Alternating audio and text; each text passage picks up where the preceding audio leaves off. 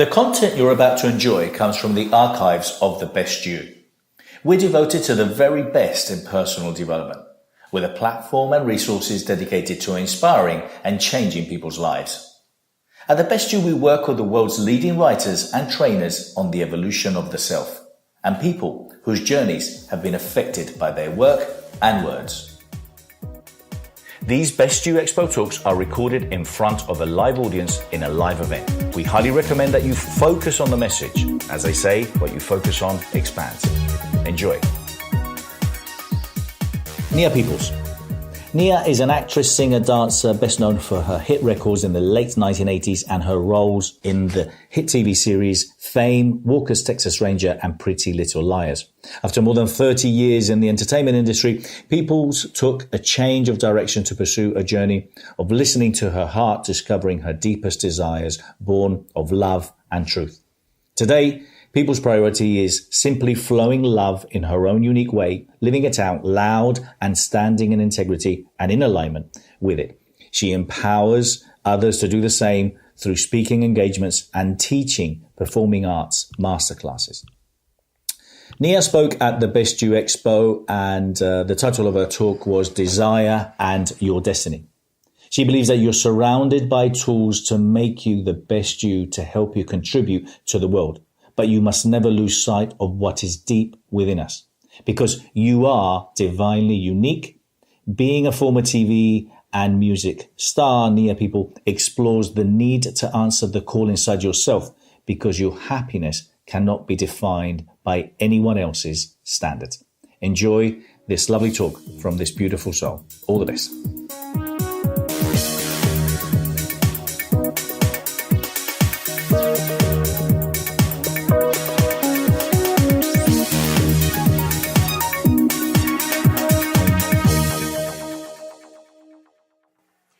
And what I was going to share with you was that there was a time in my life, and everything you see up there was from the first 25 years of my career. There is nothing up there from the last 10, because somehow in the last 10 years of my career, I lost momentum. And it had to do with me. I was doing everything right. I was better at what I did. I had a resume 25 times longer than I did before. My name had commanded much more respect and a better paycheck. But I myself had lost something. I didn't care. I got to this place in my life where it felt like I wasn't living life, but it was living me. And everything was effort and everything was push. And where was that 22-year-old gal that was dancing her ass off up there? Like, where was that? And I realized that the difference between how my career began and where it had moved to is that in the beginning, I didn't know what the obstacles were. I didn't know anything about the business. All I knew was that I loved to act and sing and dance. And I wanted to do it every day, all day long. I don't care if it was on television or for the guy next door. Oh, that sounds like a whole different story.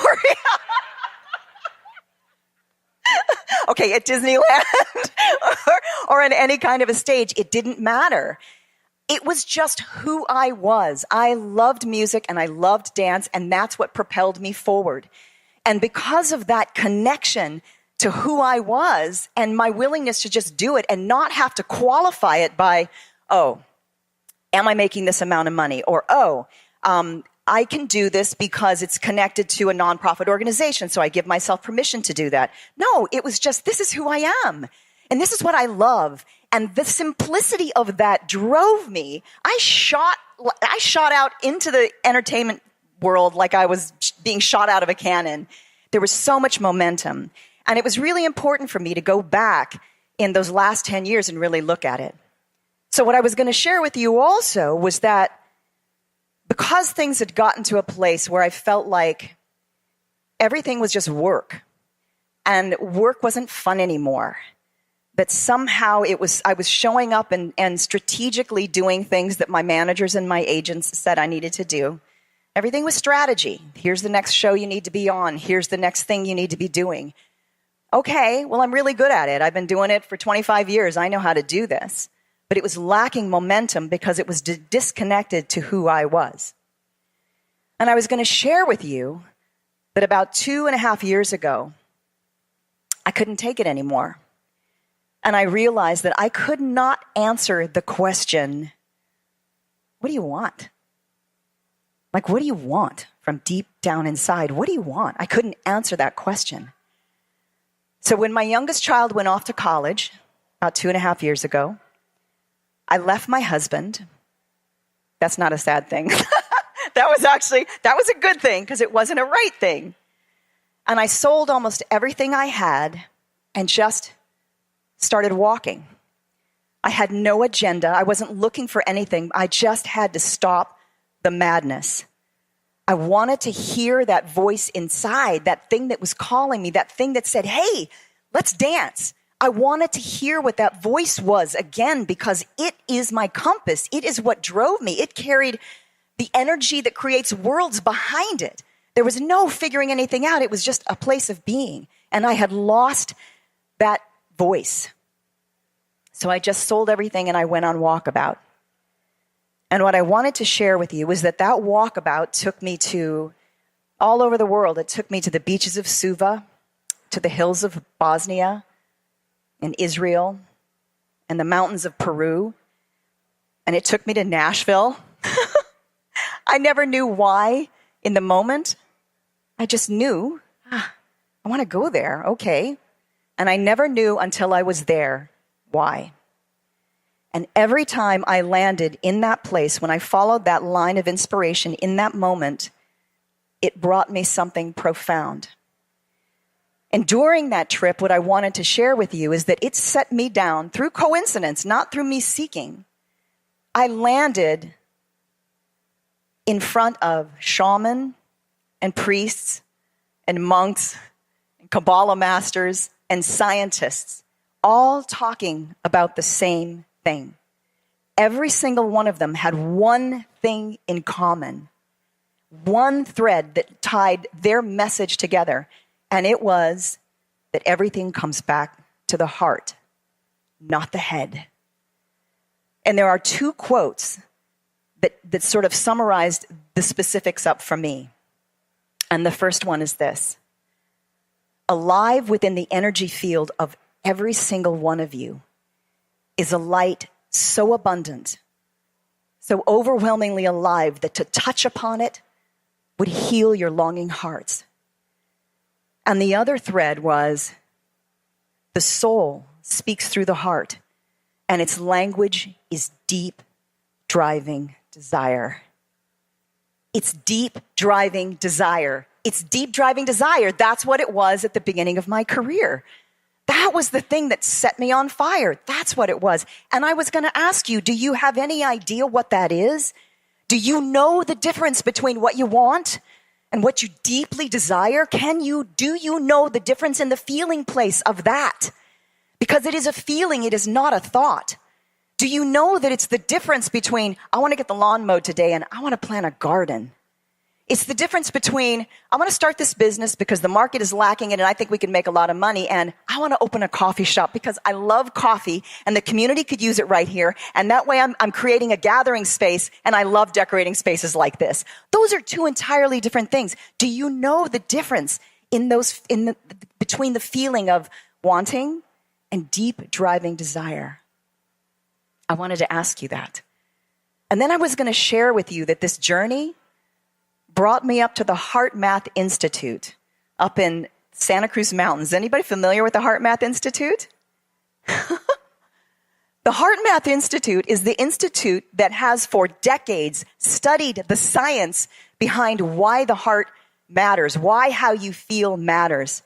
Scientists now know that your heart has neurons. It's not just pumping blood. It has almost as many neurons as your brain, and it sends more signals to your brain than your brain sends to the heart. It is the heart and the coherence of the heart in how it beats and how it fires off that governs how well you live and whether or not you're connected to that piece of you that channels in that stuff that is genius. The Heart Math Institute is the go-to place for the Defense Department when they have people that have suffered PTSD. They send them to the Heart Math Institute to teach them how to calm that place and get their hearts in that place of coherence so they can function in life. The heart is the conductor of everything else in your body. What I wanted to share with you is that the scientists are saying, look, all of your organs, all of them have neurons, and they're all entraining to the heart. And what that means is, as goes your heart, so goes the rest of your body. So goes the rest of your body. They're all listening and they're waiting for the heart. So if you're feeling chaotic and stressed out, the heart is not pumping in a way and firing off in a way where anything in your body can follow it. That coherence between the heart and the brain, that coherence is what creates spontaneous remission.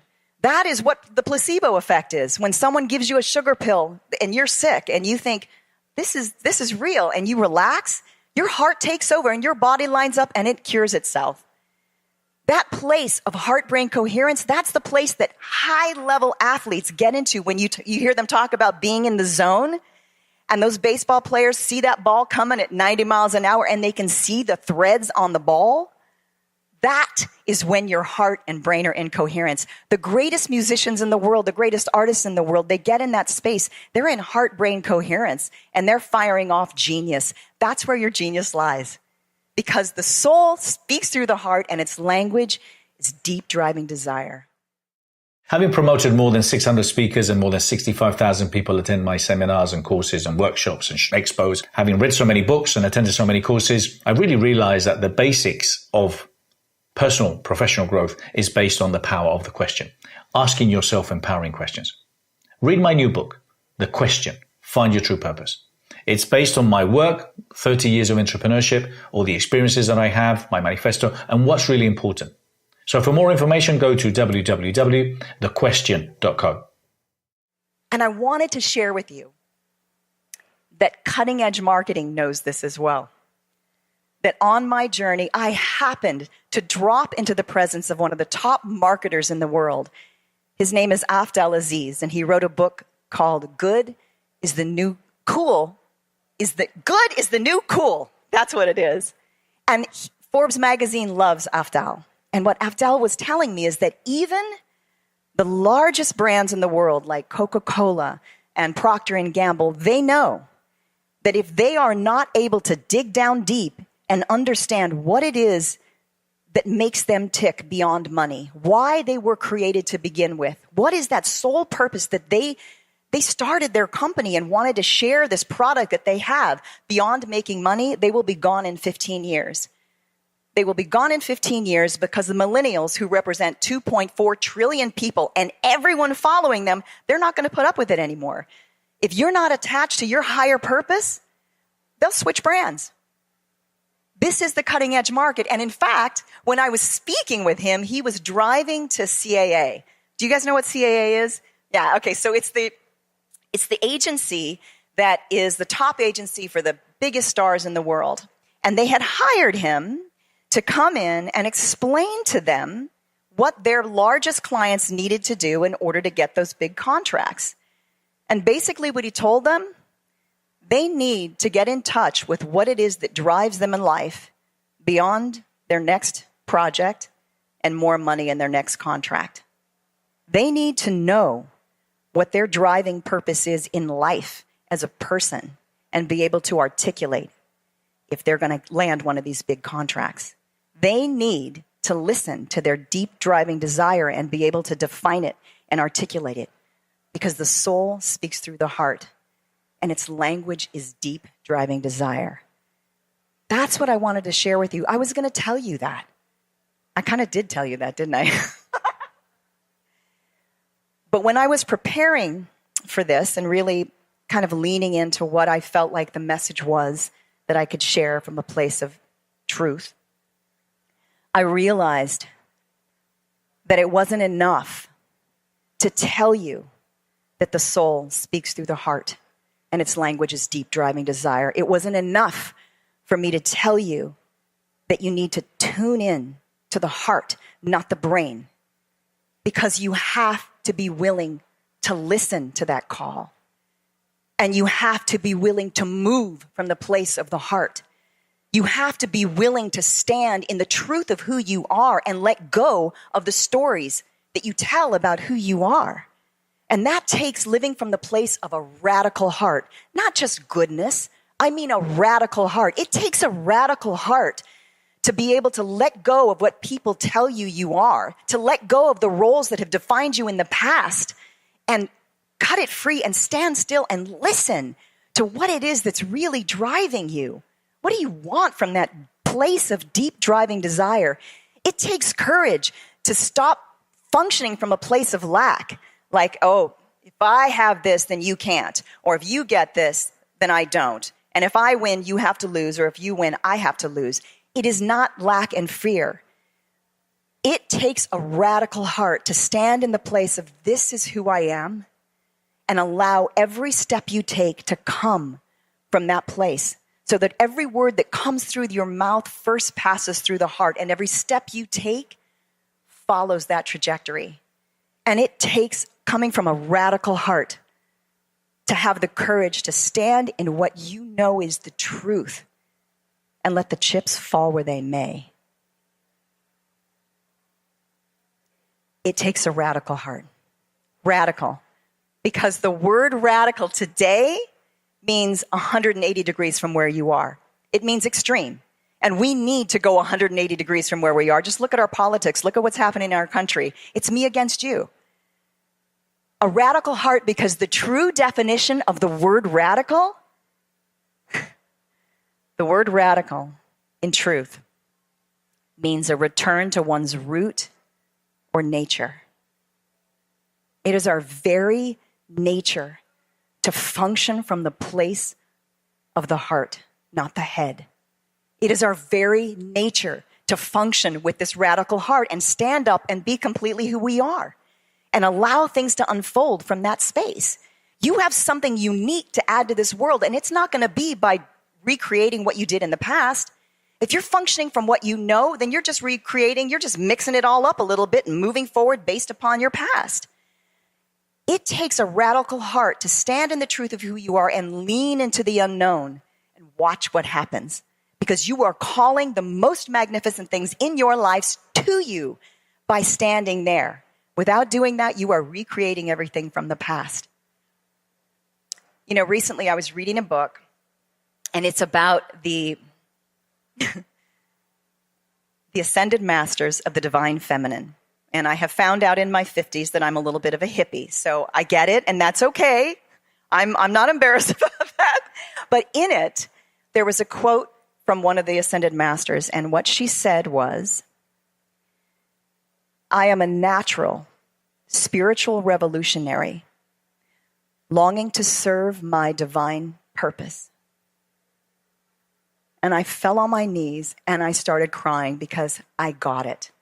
Not that I'm a spiritual revolutionary, but because she said, I am a natural spiritual revolutionary. She didn't say, I'm a well-educated, I'm an experienced spiritual revolutionary. She said, I am a natural spiritual revolutionary longing to serve not humanity, not my children, not the world, longing to serve my divine purpose, which is born of your nature.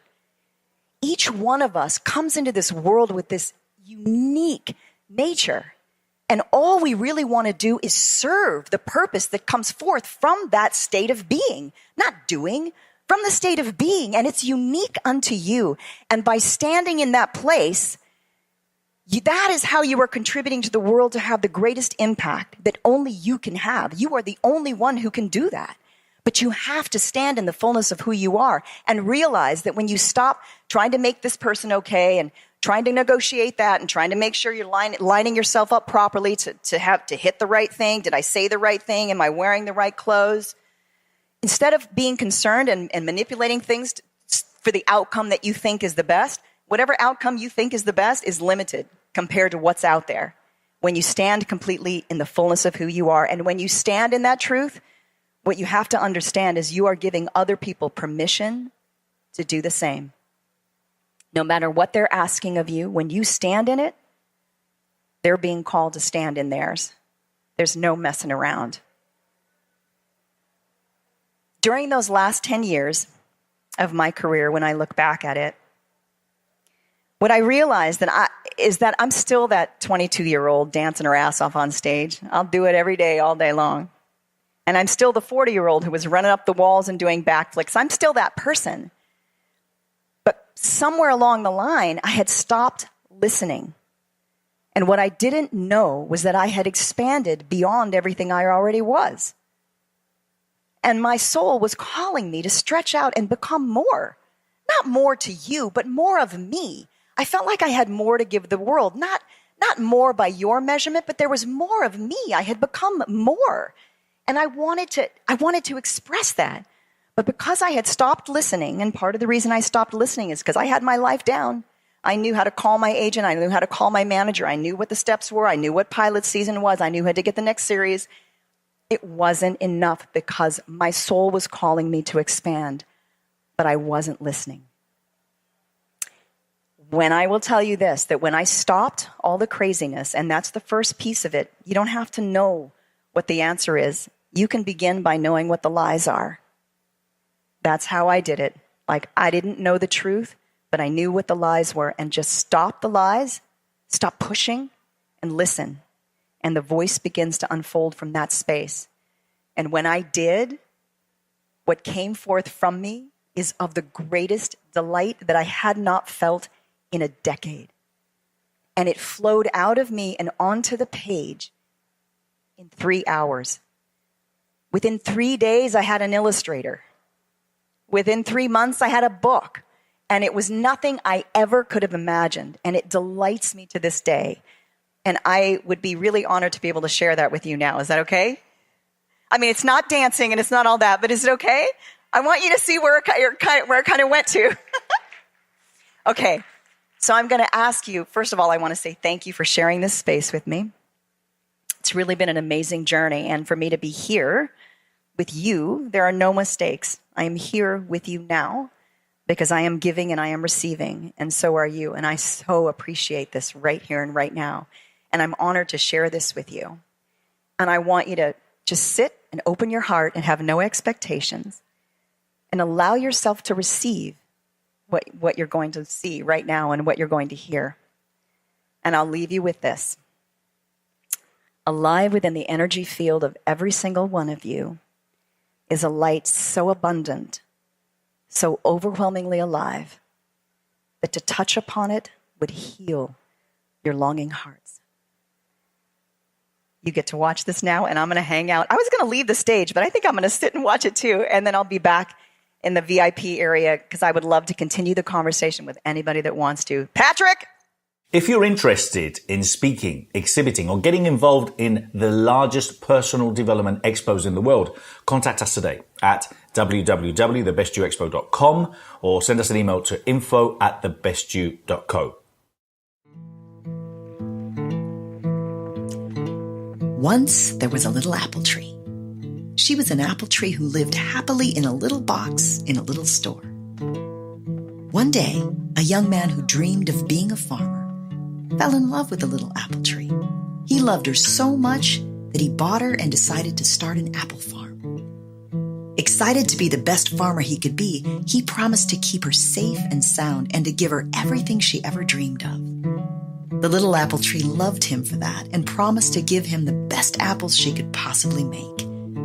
The young farmer loved the little apple tree, and she loved him, and they both were very happy. So the young farmer brought her home and lovingly placed the little apple tree in her little box in his little barn beside his little house to keep her out of the rain and sun and soil so she could stay warm and dry. Every day, the young farmer would come to the little apple tree to give her water and patiently wait for apples. Finally, one day, the little apple tree surprised the young farmer with a beautiful red apple, sweet and delicious. The young farmer loved the little apple tree, and she loved him, and they both were very happy. As time went on, the little apple tree began to grow. She grew and grew and grew until before long, her head was up to the ceiling and her roots were popping out of her little box. Wanting to keep her safe, the young farmer trimmed her roots so they would fit into the box, and he cut her branches so her head wouldn't hit the ceiling. As she stood up straight and tall, the little apple tree thanked him for this and promised to stay small and give him even more of the best apples she could possibly make. But the little apple tree continued to grow and grow and grow. She tried her hardest to stay small and make lots of apples for the young farmer, but there in her little box, in his little barn, she just couldn't stay small enough or make any more apples. And the young farmer would come every day to trim and cut and saw. He tried his hardest to keep her safe in her little box, in his little barn, out of the rain and sun and soil. But it was a lot of work, and he was getting very tired. The young farmer loved the little apple tree, and she loved him. But now, neither of them was very happy. Then one night, as the little apple tree slept, she had a dream that she was no longer a little apple tree, but a gigantic, full, proud apple tree, as tall as the clouds were high, with hundreds of beautiful red apples, so many apples that no one could even count them. The next morning, as the little apple tree awakened, she remembered her dream and felt so very happy, happier than she'd ever felt. And as she held on to that warm, happy feeling, something wonderful, yet a little frightening happened. She began to grow and grow and grow more than ever before. She grew so much that her roots snapped apart her little box and broke through the floor, digging deep into the rich, moist soil beneath. Her head crashed through the ceiling and up into the sky toward the morning clouds, and hundreds of bright red apples burst forth from her branches. She gasped with delight, for she knew she had become the magnificent apple tree she was always meant to be. She was so happy that she laughed and laughed out loud with joy, until she looked down and saw the little farmer crying as he sat on one of the many broken pieces of his little barn. The young farmer looked up at the magnificent apple tree, and he cried, "What have I done? Did I not love you enough? I trimmed and cut and watered you every day to keep you safe.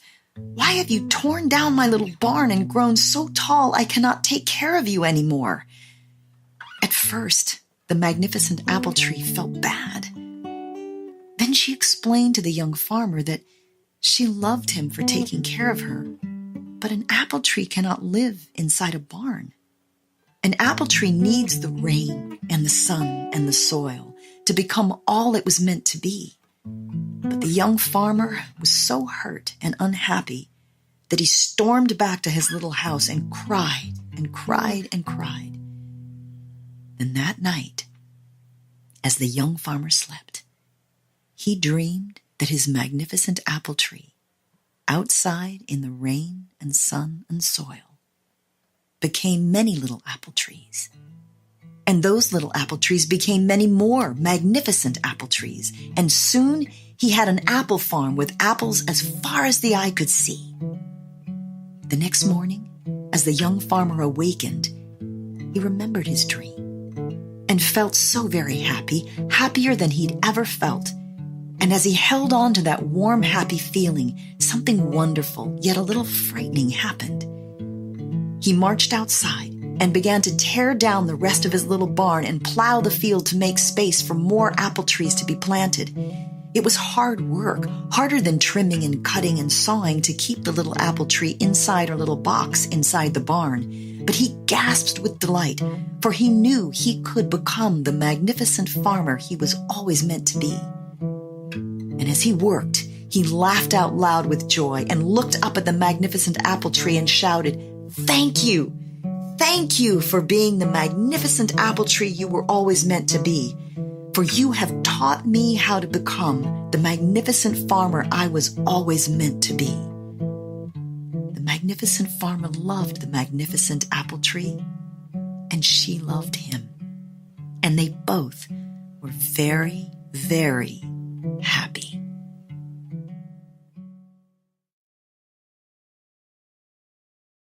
For more information, go to www.thebestyou.co.